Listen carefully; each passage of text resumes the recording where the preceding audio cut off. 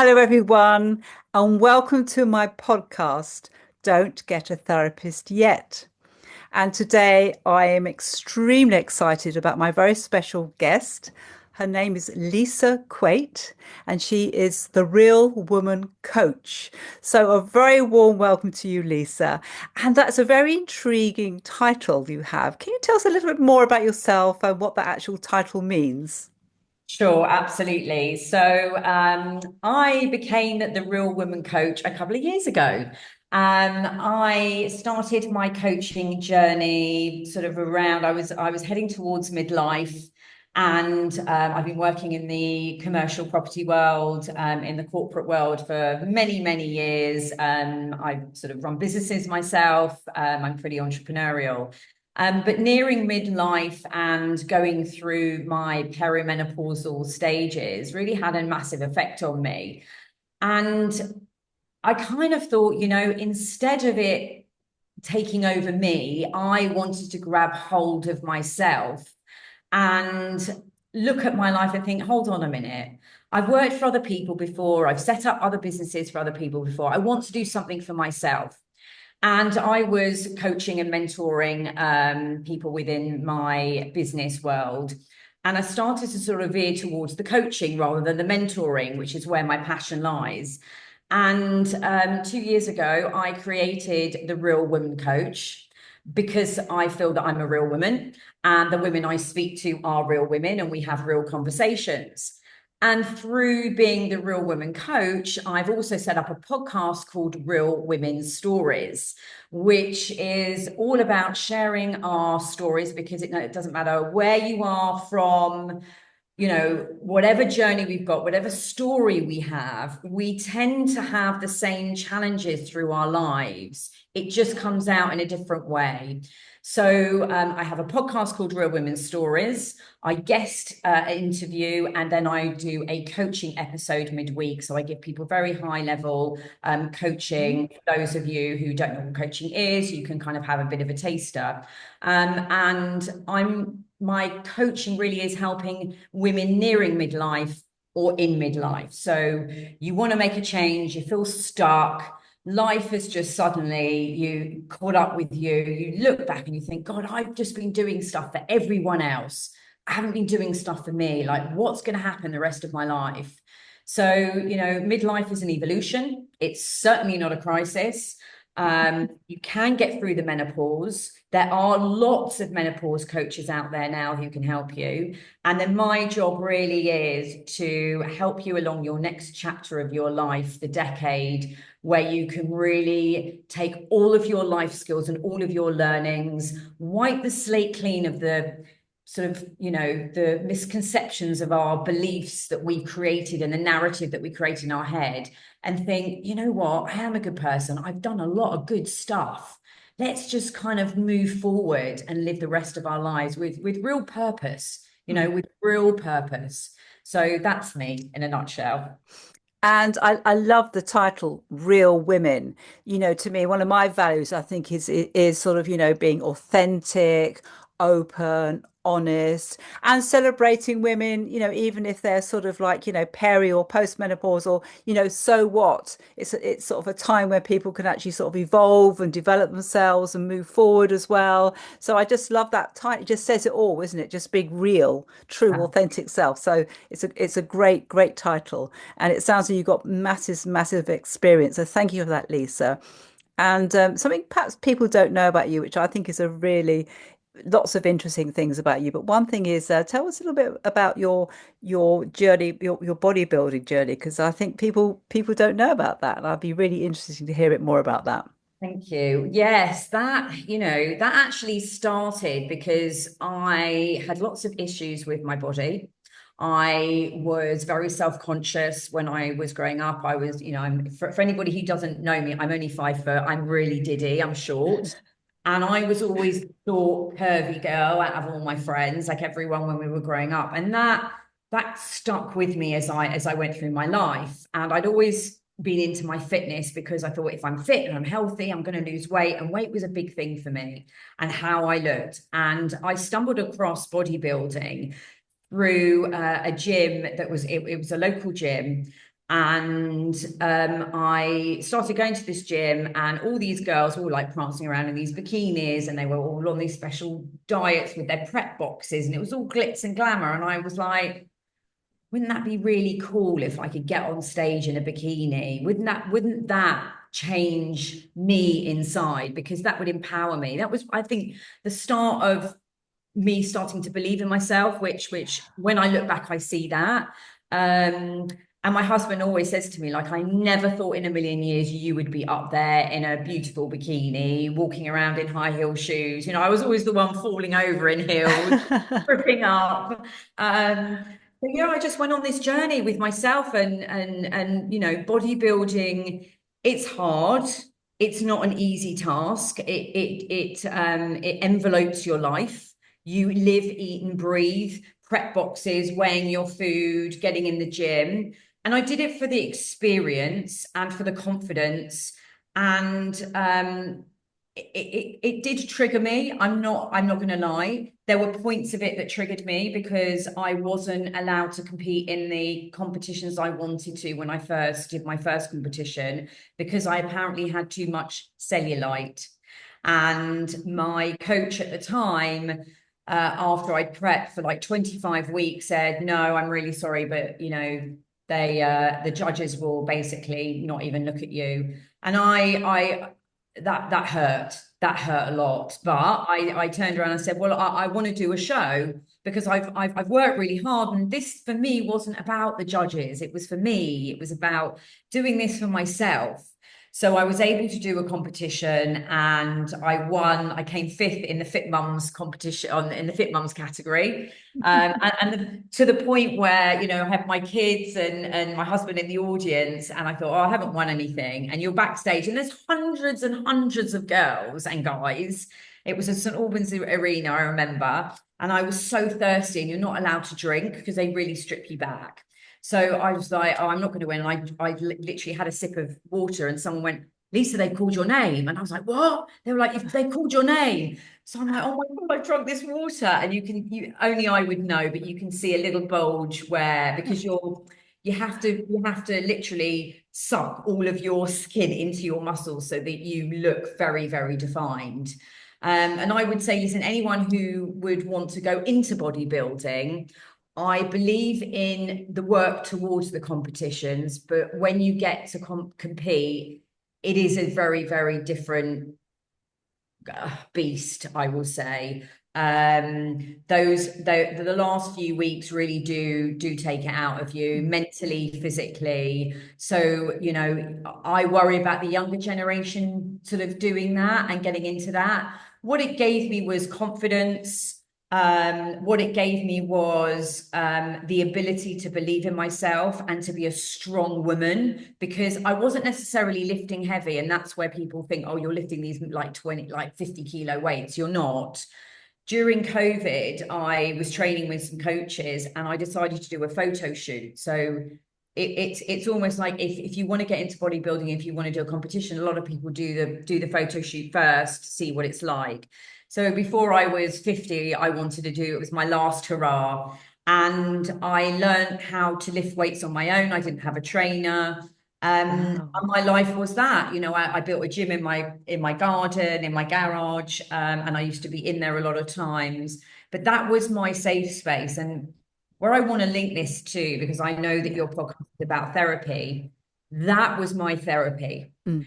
When I went into my gym, I shut that door and it was my space and my time. I didn't have to speak to anybody. I love my music. I just put my music on and I was concentrating on my technique, lifting, you know, keeping my balance half the time. But it really was for that hour a day. I was actually in there 2 hours a day because you'd have to do cardio in the morning and weights in the evening. But that was my time away from the madness of my teenage kids growing up. That's what kept me sane.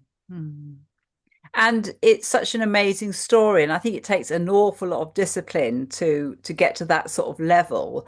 You know, such hard work and dedication and discipline, and you know, well done for giving that a go, especially a bit what you were saying, a bit more mature in your life, to sort of try something like that later on. I mean, it's fantastic. It really is. And good for you for doing that.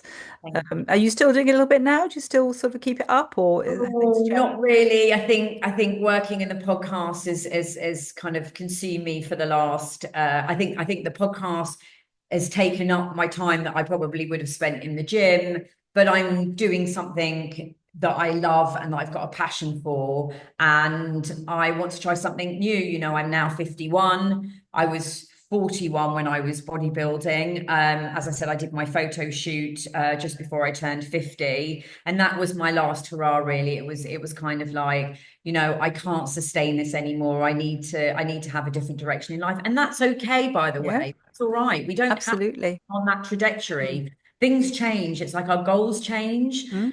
For me, my world has been consumed with giving up a full-time job and throwing myself into coaching, setting up my podcast. And I don't, for anybody who's watching this, I'm actually an estate agent in Spain because I just moved house and I have no Wi-Fi. And I've been waiting for Wi-Fi for a week. And my friends have kindly allowed me to use their shop to record the podcast and use their Wi-Fi. So I apologize if it is a little bit echoey, and the scene isn't as it normally would be. It's no problem. They're getting a lot of advertising, so I'm sure they don't Yeah. mind. Anybody wants to buy a house in Marbella, these are the Yeah, it sounds really good. So that's absolutely fine. And again, it's honest, it's real. That's how it is, and that's also fine. And like you say, it's okay to evolve and change depending on what your goals are, or and you're 51 young. Yeah, why not? Why not? And you made a link there as well, Lisa. I think one of the reasons why we agreed for you to come to on my podcast is had a lot of therapy over the years, and I think you were really very happy. And thank you so much for being happy to sort of share your experiences, because so many people, still see therapy as a stigma, or is it any good, or it's weak to go to therapy, all those kind of things. So, what happened in your life where you first started to consider going to therapy? What was that all about for you?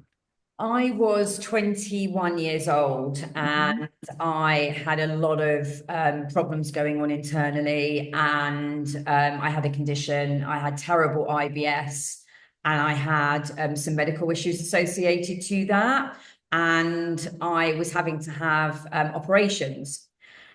So I went to a specialist, and the specialist sort of sat me down. I was with my mum at the time, and he said, "Do you mind if your mum waits outside?" And I said, "Absolutely fine." And he said, "Tell me about yourself." So I was like, "What?" He said, "Tell me about your life." So I told him that, my life story. My parents had divorced when I was 3. It was a very uncomfortable situation. I can't really remember my dad sort of being in the family home.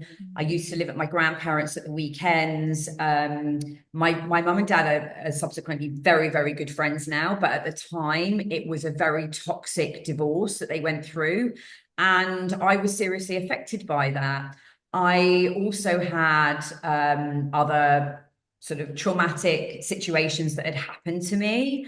And when I started talking about my lifestyle, what I was going through, how I was feeling, and I was obviously quite articulate, the specialist sort of said, "Listen, I would recommend that you have therapy, because if you don't, you will end up having a nervous breakdown, and you're only 21." And I was like, okay. And I think that I knew what he was talking about. I think I knew that I needed to deal with, the trauma that I'd been through when I was younger, the situations, even the operations were extremely traumatic. They were very painful, they were very intrusive. And it really stemmed from there. So I started to really have therapy when I was 21 years old. But obviously back then that was on the NHS. Hmm. So I was given a number of sessions on the NHS. And then after that, I think I remember thinking I need more therapy. I'm still not there yet. There's something deeper going on inside of me. And where I was quite happy-go-lucky and I was out there, and I've always been a very sociable person. I was an entrepreneur at 21. I was running clubs in London with my brother. I was doing a lot with my life at 21 years old, which was obviously why the specialist has said, you've got a lot going on. Very, very ambitious. So I remember, I think I got private healthcare through a job that I had, and I ended up going to having a number of sessions for therapy because of my condition. And as we know, IBS is a form of, it's from stress. A lot of it is from stress. So I had to learn how to eat again. I had to learn how to calm myself down. I really had to look inwardly at myself at a very, very young age. So that was really my first experience of therapy. And Hmm. I almost, when it ended, I was a bit like, oh my God, how am I going to deal with things now on my own? How am I going to deal with life? Because I really did feel that it was a support that I hadn't had. I hadn't been able to speak to anybody openly about my innermost, deepest thoughts and feelings, and share that with someone who wasn't in my circle. It was non-judgmental. I was allowed to be vulnerable. And it was just something that I think I needed at the time. And I know that it started me believing that therapy did work. My second memory of therapy was when I split up from my first husband, and the relationship broke down very, very quickly. I had a 12-month-old baby. He was not well, we shall say. He wasn't in a good mental place. And I had to be a single mum when my daughter was 12, and I had a very pressurized job, and I had to support her and myself. And I went to therapy. I can't remember. I think I chose to go to therapy because I knew that I would again need some help with how I was going to cope with the situation. My dad was always very much supportive towards me, but even with my kids, you can only do so much with your own family and your children. But I needed to talk to somebody about what had been going on in the relationship, how it affected me, my trauma within that relationship, because I didn't want it to affect my child. I didn't want it to affect her because I knew that he wasn't really going to be around. Um, so that was my second memory. And then finally, for anybody who doesn't know my story, who hasn't listened to my podcast, my husband now is a widow. And my husband and we have known each other since we were 16 years old. He's my older brother's best friend. And when my relationship broke down, he unfortunately lost his first wife to pancreatic cancer. And because we were both single and on our own, we sort of reconnected, and we had this friendship, which then turned into love. And we knew that we were going to have help, outside help, in order to blend our family, because my daughter's dad was estranged and his children's mum was no longer here anymore. So how are we going to blend our family and make sure that with all those pressures that we could live together and grow a family together whilst, I guess, still maintaining a friendship and still being able to be married and still maintain that love that we have for each other? I mean, yeah, what's really interesting, Lisa, is every situation's very, very different. But it sounds as though, you really trusted the process of therapy to help you. And were the sort of styles very different? Was there anything particularly helpful in any of the sort of your experiences? That was it just something to talk to and listen to, or did you actually learn any specific techniques that helped you? When we basically had parental therapy for the children. So there's a therapist, her name is Tanya Byron, and she was very well known with dealing with young people. And obviously your kids at that age, they don't suggest them having therapy. So as parents, you learn how to coexist in a house together. And what she taught myself and my husband, it was really about our relationship. It was about how are we going to sustain our relationship and keep together whilst coexisting in a house where we've got two different dynamics going on. You know, I'm very, very structured with my daughter. He had just lost his wife. Well, hadn't just lost his wife. It'd been 2 years, but the kids were still very traumatized, very affected. Mm, Did they want another woman in their lives? Did they want another a child, a sister in their lives? You know, and my little one was just desperate for brothers and sisters and to be part of a family because she hadn't mm, experienced that before. So we were taught how to parent the children and put structure into our world, in terms of, you know, you have the charts. I mean, this is, I'm sure things have moved on by then, but we had reward charts for the children. So we would have the reward chart in the kitchen, and you know we would have our planners out of when our routines were, and we said to them, the kids, look, this is what this lady is telling us, helping us do, so we can be a family. So it took the onus of away of, oh, this wicked stepmother's coming in and this is what she's doing. Someone's helping me and dad, or dad and Lisa, to create this home, because this is the structure that's going to help all of us be together, so we can exist and we can be a family. We can try and be a family, and so that dad has your time, and obviously my daughter has my time. So it was really learning about coexisting together in a house. Now, what I would say with blended families is you don't have to do everything together all the time. That's maybe a big mistake that people don't realize. I was allowed time with my daughter separately, and he would have time with his children separately. And then he and I, which is the most important thing, would have time on our own. And we asked friends to help us with the children, because as a blended family, a lot of the times it doesn't work, because you forget that it's the two adults that need to be strong to stay together. So if you two aren't strong and you two don't agree and have this therapy together in this time to iron out and air out all your grievances in a controlled environment, you don't want to take that into the home. You need to be strong, and you need to be on the same page. So we would have agreements in place with the therapist about how we would parent the children in situations. We would bring those situations into the sessions, and then we would talk about how we would deal with them, what was fair, what wasn't fair.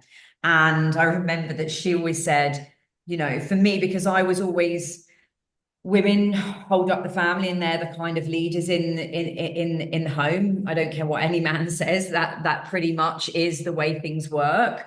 You know, the woman is the CEO of the family. But I needed Adam to step up because he's their parent. So he mm. had to learn how to be mum and dad to his children, because it couldn't be me telling them what to do. It had to be him. Okay.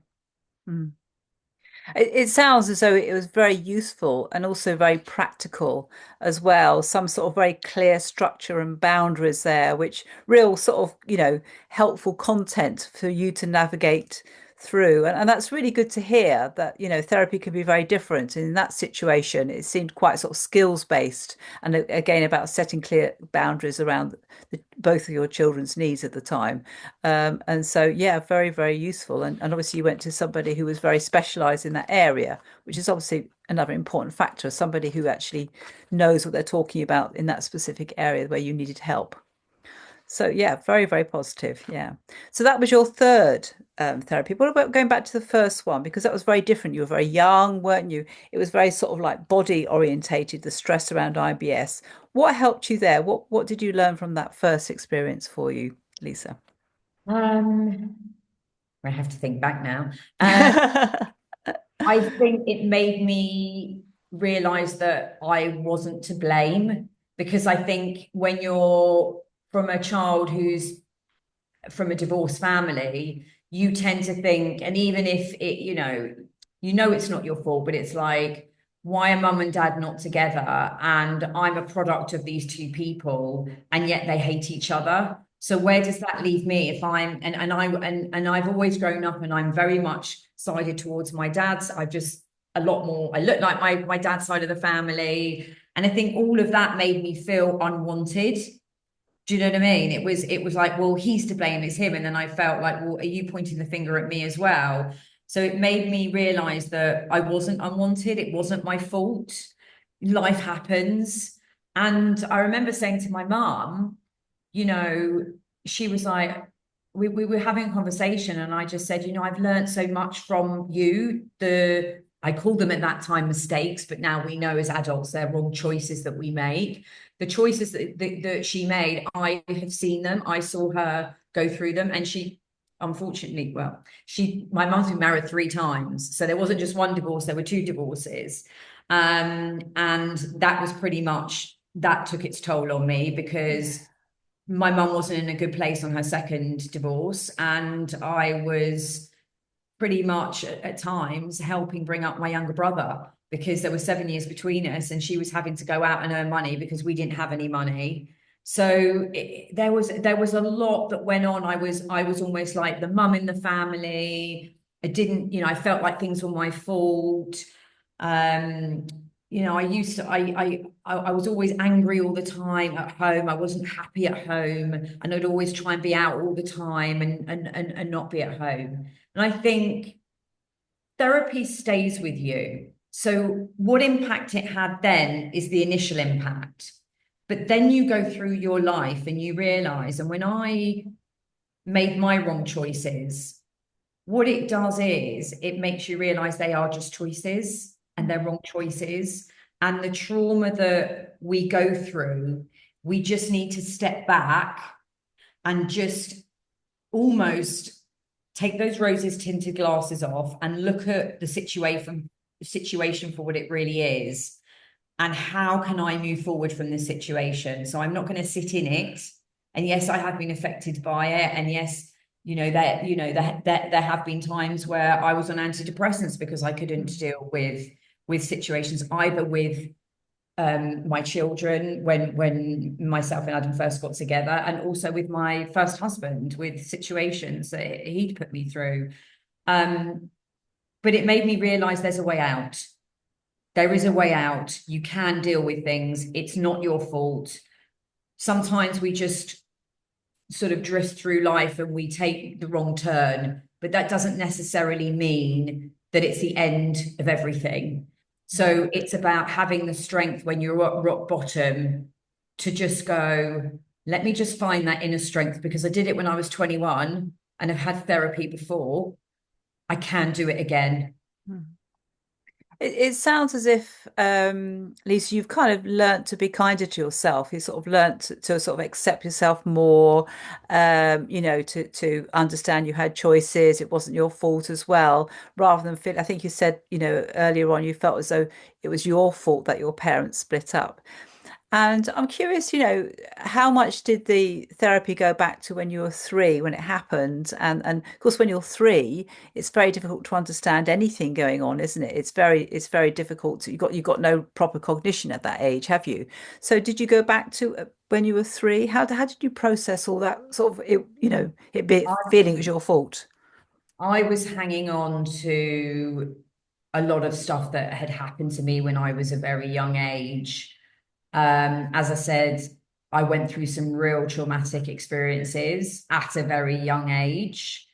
My parents weren't together, and there was an awful situation that happened to me, and I had never really spoken about it.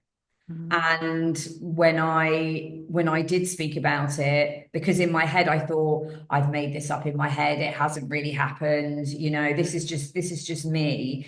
But then I realized, when I went to my therapist and I started to open the box, Pandora's box, that there was stuff I'd been holding on to for a long time.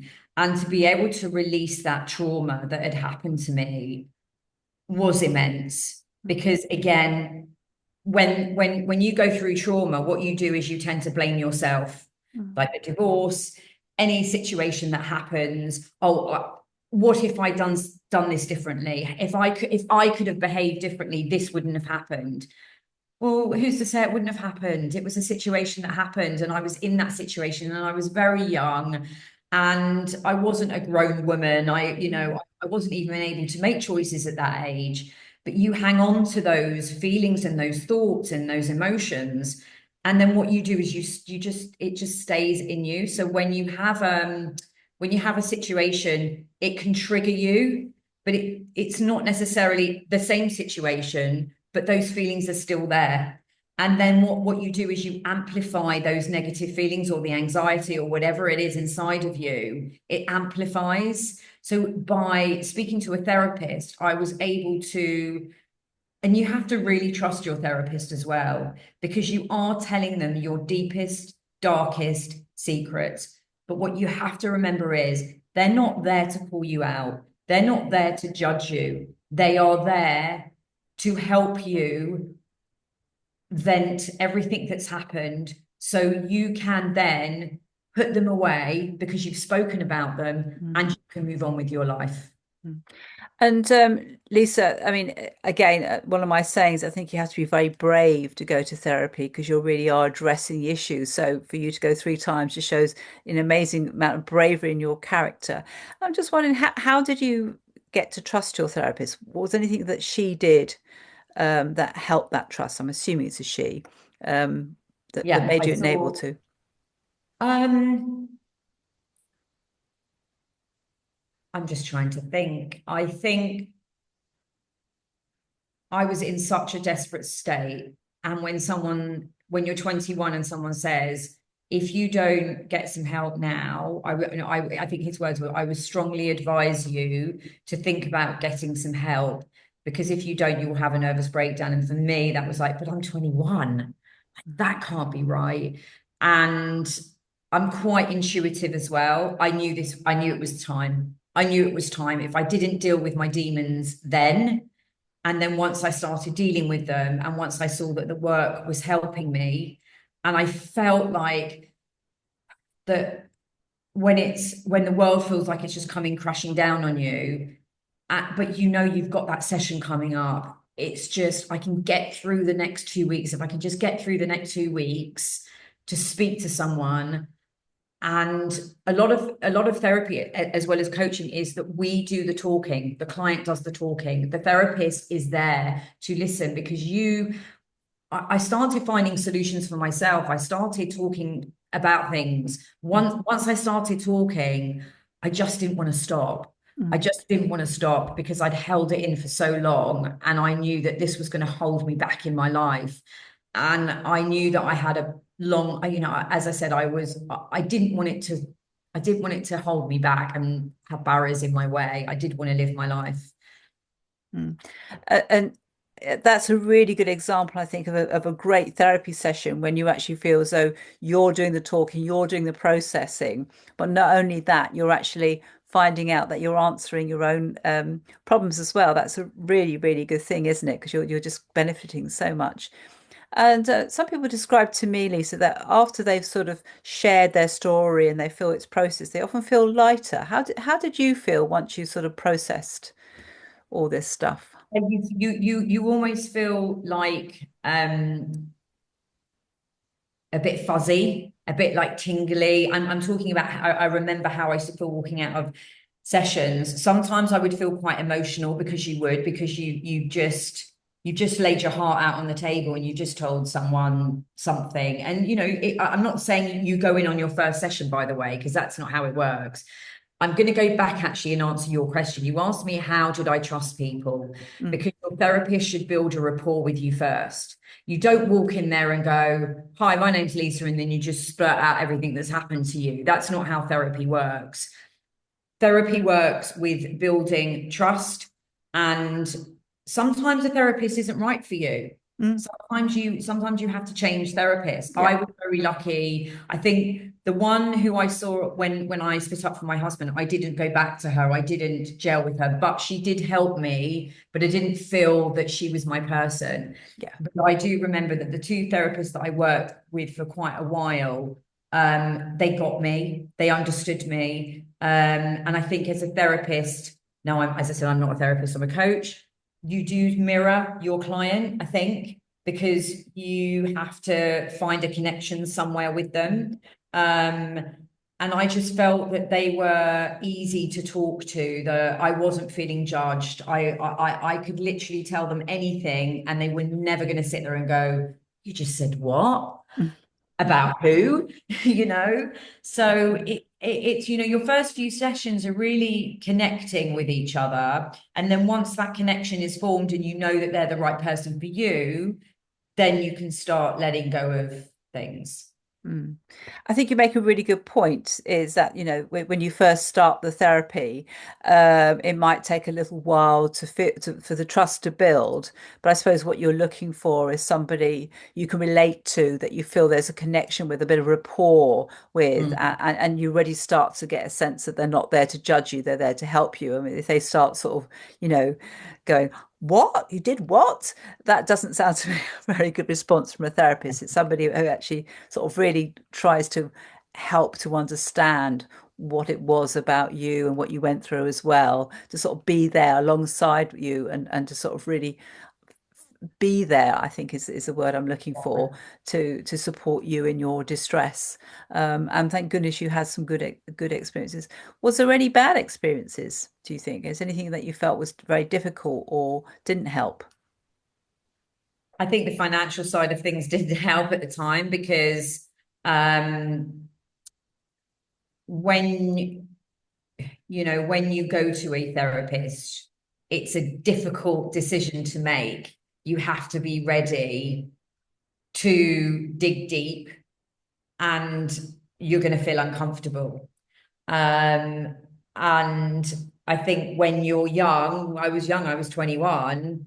And I was very fortunate. I had, healthcare insurance. My parents had always said to me, like, whatever jobs I had healthcare insurance. And obviously, you can obviously apply and you get so many sessions. And I think when finances are hard for people, that's where I feel sorry for people Mm. who might really want therapy, and unfortunately our government through the NHS there's a waiting list. I mean, we're very Mm. fortunate actually. My local doctor surgery, they were offering I think to my kids at one point they were offering services where it was like an hour once a month where they could go in and drop in, and it was amazing because they had lost their mum and Mm. things were going to show up. But what if you hadn't lost your mum? What if you had other stuff going on that you're not prepared to share with somebody just in order to get an appointment? It's very hard. And I think what I would say is for the younger generation, um, it's probably difficult for them because of their finances. I think things are quite hard. But then I also think with our generation at the moment, is it because we say that there's a big mental health crisis going on? I don't agree with all of that. I think that there is a lot going on in the world that people have had to adapt to. So I understand that kids who've been through trauma, real traumatic experiences, yes, I understand that. But I think a lot of people get confused with, do I need a therapist? Or am I anxious because I've got anxiety over a situation that may not be trauma based? Mm. Because for me, therapy is about when you've been through traumatic experiences, we need to be able to speak about those experiences in order to let that trauma go. Mm.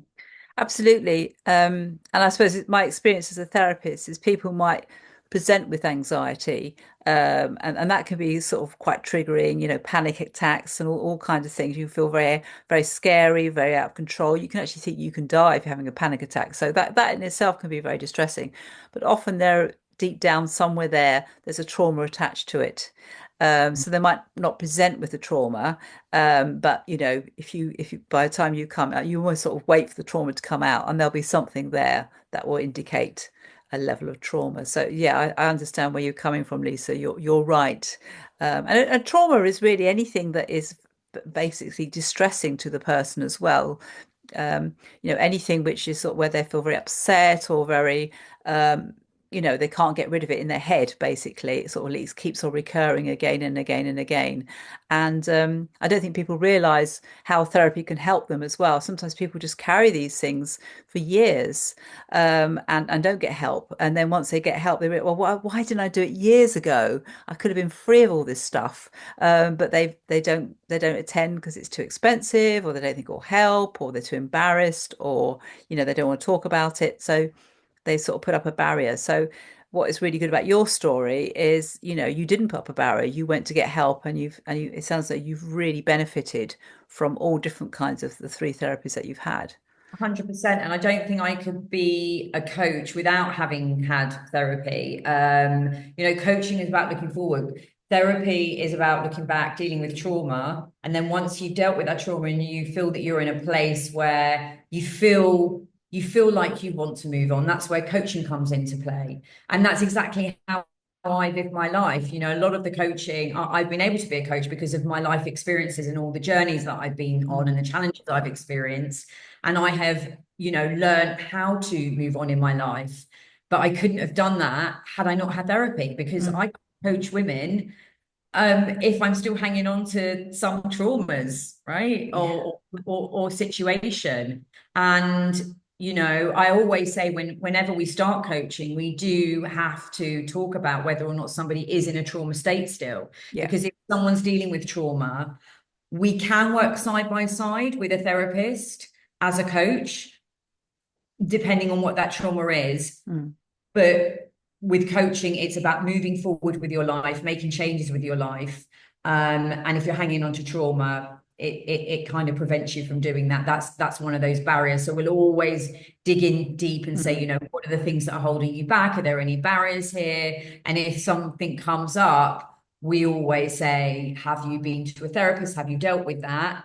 If you don't feel like you've dealt with it, we won't obviously talk about that topic, but maybe you want to think about having some therapy around that in order for the Mm. coaching to be as beneficial for you as possible. That's really interesting. I haven't heard that Oh, really? coaches say that, but it sounds very beneficial because you like sometimes you don't even realize. Sometimes I think with trauma, you can have trauma in your body, but not even realize it can be like a repressed memory as well. You might not be aware of it, but it's sort of coming out in sort of certain, like you said with the IBS, it was sort of coming out in your body. The Body Keeps a Score is a quite well-known book about how trauma can be trapped in your body. So that's a really good point, that to free yourself of the trauma first before you actually move on. So moving on your life. Do you think some people still have feel stigmatized by therapy? They won't go because they think it's sort of weak, or have you ever come across that, Lisa? They think it's weak or it's embarrassing or I don't think it's that it's weak. I think people are scared okay. because you have to go down and dig deep. Like I said, you have to be prepared to unlock some of those demons that have been sitting there. And you may not know what they are because you might have blocked those out. Mm. And some people may just go, no, no, no, it's fine. I think the funny thing is, I think men find it quite hard. Um, I said to my husband, do you think that you should have some therapy? Because I don't think he had any therapy after his Mm. wife passed away. And he gets very, very emotional. Now, he's quite an emotional person. And I think that's a beautiful thing. He can let things out.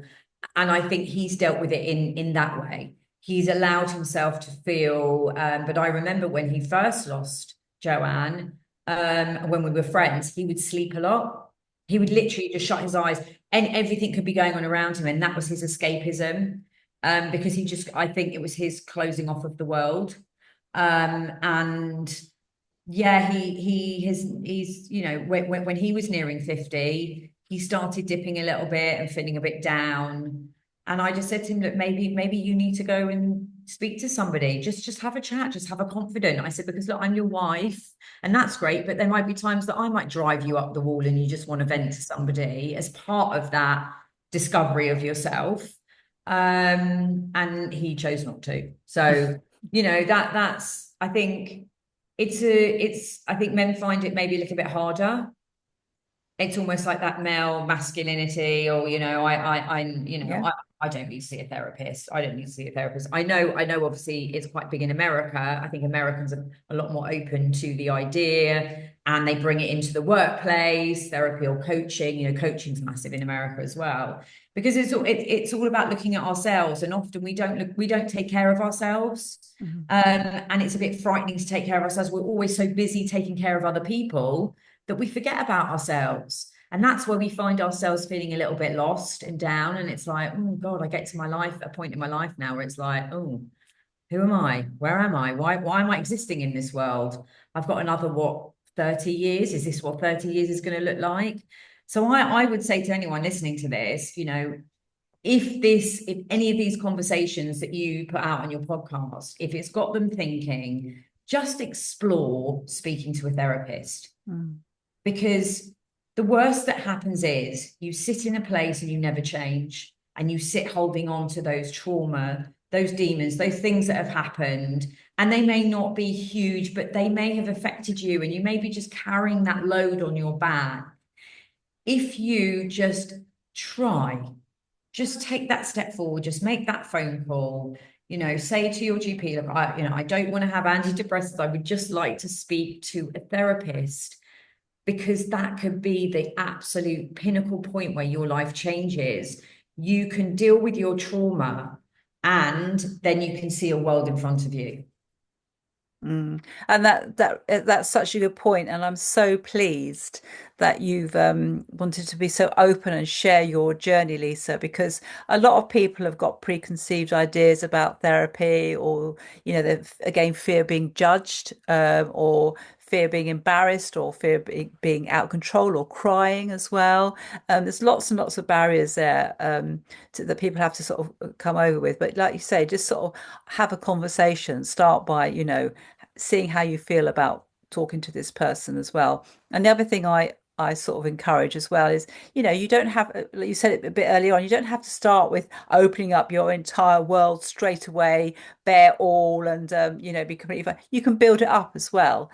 You also have choices about what you want to share and what you don't want to share as well. And I always respect that as a therapist. So, you have some control. There might be things which are deeply traumatic, but you're not ready to share them yet. But there'll come a point where hopefully you start to get used to opening up, and then you are more able to share the things that you really need to work on. But you don't start there. You don't have to start there. If you want Yeah. to start there, that's fine, but you don't have to. There's some choices there. And I think So, it also makes you, I'm just, as you're talking, I'm thinking about how therapy has affected my life and the way that I live my life. Um, it makes you realize certain things, certain behaviors that you have, your triggers, and then you can learn to start controlling them in terms of, right, if I'm in that situation, that's my trigger point. That just triggered me. Okay, so what can I do if I'm ever in that situation again, so that I don't feel anxious? I don't feel like I'm going to have a panic attack. And I used to have horrific panic attacks as mm, well. Um, and yeah, and it's making sure that you either have a safe space to go to. I mean, nowadays I know that I always listen to music, or I take myself away from a situation, or I make sure if there's a situation that I'm going into, like a social environment that might trigger me, I'll always drive, which mm, means that I can leave. mm. Now, I may not leave, but I can leave if I want to, which makes me feel safe. It makes me know that I can get out of that situation if I need to.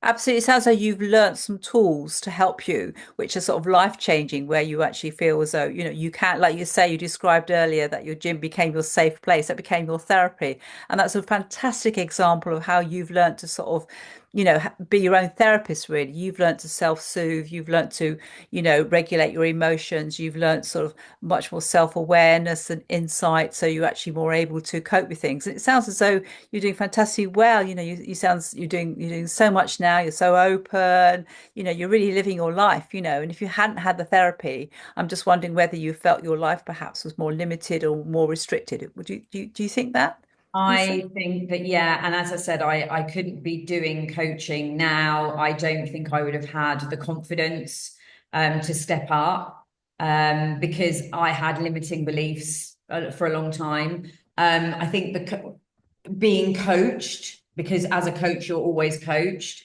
I didn't realize that I was hanging on to still some of those limiting beliefs that I had, even with my bodybuilding, the way that I felt about myself, how I looked, because that's all based on punishment to ourselves, right? That's what we Mm, do when we go through a trauma situation. Like I said, blaming yourselves, punishing yourself, getting angry with yourself, getting angry at other people, and then going, why am I angry at that person? Actually, is that me, or have they done something wrong? What's that trigger? And I think that I could not be, yeah, and I don't think I could be as open as I am. And I am being extremely open and vulnerable on your podcast because thank you. like in my podcast, it's sharing our stories, it's sharing our journey. And I believe that if we can share things, other people will not feel like they're alone. Mm, And like I said, anyone that listens to your podcast and thinks that if you've got a question, do I need therapy? Go and find out. mm, Go and find out and see if you do. You may mm, not, and that's fine. But unless you actually take those steps forward and be curious, do I need therapy? Is this something I'm hanging on to? You might only need 3 sessions. You might be absolutely fine. It might be something really, something that happened earlier on in your life that you've just been hanging on to. But it's that thing, that little trauma that, I mean, I speak to a lot of women about bullying. A lot oh, of yes. a lot of women were bullied when they were younger Yep. at school. It doesn't just happen now. It happened 50 years ago when we were kids, right? And some of the women I work with have realized that they were holding on to some bullying now. Some bullying situations that I know about and I've heard about are horrific that I've heard of. Now, if you're holding on to that, how can you move forward? You're going to not believe in yourself. You're going to be having self-doubt. These kids, what they did to me, why did they do it? Was it my fault because maybe I wasn't the cool person? You're going to carry that throughout your life. Try and approach that situation. Try and think, if I can be in a safe space with somebody and I can talk about that, what do you think is going to happen? Mm, It can only yeah. be good. Yeah. And you just don't realize sometimes, do you, what's holding you back? You don't, sometimes people don't think they can change their beliefs as well, that this is who I am and I can't change. But what you're saying is, if you start dealing with the things that you're holding on to you, so having been bullied, I think you're saying you have self-limiting beliefs, I can't do this, or what happens if people laugh at me, or, I'm judged. And that can all go back to a memory of when they're very, very young being bullied at school. And that's where it's come from. So I think you make a really, really good point that, if it stops you, writing your book or doing a podcast or becoming a coach, whatever it is you want to do, if you actually start to address those self-limiting beliefs, it frees you to live the life that you actually want to, doesn't it? And that's such a good point you made there, Lisa. Really, really good. And I think the other thing that people often say to me, it's about feeling in control, self-regulation. A lot of people don't like, feeling as though their emotions are out of control. Their emotions are sort of controlling them rather than them controlling their emotions. So sometimes it's about like learning that balance of thoughts and emotions as well, so that you actually feel, you can put yourself into situations and you can feel better about yourself, or not necessarily in control, but you actually, you're in charge of your body rather than out of control and feeling embarrassed and ashamed about that. That's a common thing So that people say to me. there's a loop, isn't there? So our behaviors are controlled by our emotions, and our emotions are controlled by our behaviors. So if we're feeling out of control, we're going to behave out of control. And why are we feeling out of control? Is that a trigger that's happened to us from way back? Because this is the stuff we do in coaching as Yeah. well. And I'll give you a pure example. So I moved house this week, and I am dealing with a lot of stuff. I left my full-time job 4 weeks ago. I've got my business, I've got my podcast. I'm selling a house in the UK. I'm buying a house in Spain. I had a lot going on. And I was calm for the first time in my life. I can say I was calm and I dealt with things and I did it on my own. I didn't have my husband with me. So I had to fly over to Spain. I had to unpack the house. I had to sort it all out. I've been without Wi-Fi. I've been having to make decisions, obviously trying to get him involved, but really throwing myself into situations that are very, very uncomfortable. Now, if I hadn't had therapy and if I had had limiting beliefs, and the control was the one thing you said to me, because I let everything play out. I released control of every situation and I just thought, it's okay. Hmm. I'm going to be able to deal with this, and somehow something will happen, and I'm just letting things go. So, like when it was pouring with rain and all the boxes were falling apart, and I was trying to get them into the house, and things like that can make you Yeah, anxious and they can yeah, trigger you. yeah. Not having Wi-Fi and waiting. I think yesterday was the first day I lost my temper because of the Wi-Fi, because I knew we had this podcast.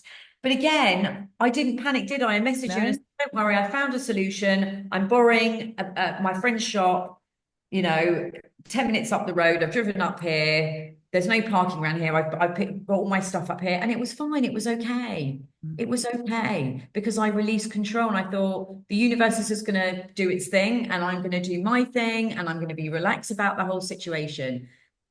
So, in answer to mm, your question that you asked me before, if I hadn't had therapy and if I hadn't worked on myself with coaching to be able to move forward, mm. I probably wouldn't be able to do all the things I'm doing now. Mm. It's a really good point, and I think what you're also saying, you're not getting straight, you're relaxed about it, and once you're sort of relaxed about a situation, accepting it, and that your mind is more balanced, therefore you make better decisions as well. When you're Yeah, sort of stressed and panicky, you can't think straight, and that's where you feel out of control and everything like that. So just actually your response, you're responding, not reacting, isn't it? yeah, Your yeah. your calm response and everything, and like you say, you're better at problem solving, so you've got everything sorted. So it's a really good example, Lisa, and I'm so happy for you that you've Thank made such you. massive changes. It's really exciting. Brilliant. I'm hoping people get in touch with you. So if you like to sort of tell people a little bit more about your coaching, and if people want Sure. to get in touch, how do they do that, and what it is you have to offer? Absolutely. So my website is realwomen.coach. That's not real women, not real women. My podcast is Real Women Stories, and my website is realwomen.coach. I am on Instagram. You can find me Lisa Quait, where I have a presence on Instagram, but I'm also on LinkedIn as well. So my coaching is really it's quite bespoke. I do offer packages that are on my website. I do have personal development packages, but I also work with corporate organizations as well. So if a corporate organization wants to work with me and work with some of their staff, because one of my quests is to help women and empower women to move up into the C-suite. I believe that we as women are born leaders. We have so many skills. As I said, we're the CEOs of our families, but we carry a lot of baggage, right? And in order for us to show up in a boardroom, we have to get rid of our limiting beliefs. We have to have self-belief, and we have to have somebody, we don't have to, but it's nice to have somebody there to support us in our journey so that we can deal with all the stuff that goes on behind the scenes so that when we show up in work, we can sit there and do the job that we are meant to do. So I'm not a business coach. It's more about personal Mm, development. mm, And it's all about helping somebody make a change. So if you're feeling stuck, if you just feel that, who am I anymore? Sorry, I don't know who I am anymore. And I want to make a change, but you don't know what that is. We can go on a fabulous journey because I've made some huge changes in my life and coaching has just helped me. I'm a product of coaching. I know that mm, it works. And I've made massive inroads. I only set up my podcast last September, and I am proud to say this. We're in the top 33% of most listened to podcasts, and it was just an idea. And you know what? It was a conversation I had with a television producer who I met through a networking group, and I spoke it out there to him. I just thought I'm gonna my background was drama. I went to drama school when I was younger, and I'd always wanted to do something with, TV presenting or radio presenting. I thought, this is my opportunity. Let's go for it. So I did. I spoke it out, and we now have a very successful podcast. I have an amazing mm, team. We are currently, this series, we've just released series 5. So we've recorded over 50 episodes. We do a guest interview. So if anybody is listening to this and has a really inspirational story that they would like to share, please get in touch. mm, My email address is lisa@realwoman.coach. And this series is focused on the Mel Robbins's Let Them theory. Mel Robbins is a massive inspiration to me. I think her book is fabulous. We can use her tools and practices of the Let Them theory in every single aspects of our lives. It doesn't have to be a big drama. It can be small little situations that happen. And the let them theory is twofold. It's let me, it's let them, and then let me. Excuse me, I have to do Mel Robbins justice. So the let theory is about letting them, and then you have to let me. It's how I behave towards a situation. So it's releasing control. So anybody who loves Mel Robbins or who's interested in her, go and buy her book. And then if you would like to meet her, I am running a competition. She has one UK date in London. It's on Sunday, June the 8th. So one lucky winner will get to spend the day with me, the Real Women Coach. We will meet in London and we'll do some real nice coaching for a few hours in the morning. We do a lovely 3 hour morning session. And then you'll get to join me and watch Mel Robbins. I have a VIP ticket and we will actually meet her. So it's a Wow. meet and greet ticket I have got, and you will spend the day with me, the Real Woman Coach. So you get some complimentary coaching, and all you have to do is I'm not sure when this is being released, but the competition is running up until midnight of June the 1st. Yeah. Just go to my website, realwomen.coach, and there'll be a pop-up screen as soon as you visit the website. Just fill in your details, and then you will be entered into a free prize draw, which we will announce the winner on June the 2nd. And the competition date, the winner will meet me on Sunday, June the 8th. It sounds a fantastic opportunity, Lisa. Who wouldn't want to do that? It sounds really, really great. And I will be putting all the details actually on the show notes. So if anybody didn't catch the name, you can actually just read it on the show notes as well. And the podcast will be before June the 8th. It will be just at the end of May. So it will hit that target. And what a lovely, lovely point to end on, Lisa, is what a fantastic opportunity you've given. And so you've been so generous with your time and you've been so honest and brave to share all your stories. So thank you so much, Lisa. I really appreciate what you've done and how much you've shared. So thank you so much. And thank you too. And as I said, I always like to caveat at the end, podcasts are here to their information sharing, they're community based. And Wendy, what you're doing is good. You are creating some very special resources for people out into the world, and I'm sure they're benefiting from all of your episodes. So thank you. It's been an honor being a guest on your podcast. Thank you so It's much. been a pleasure. Thank you, everyone, and thank you for listening.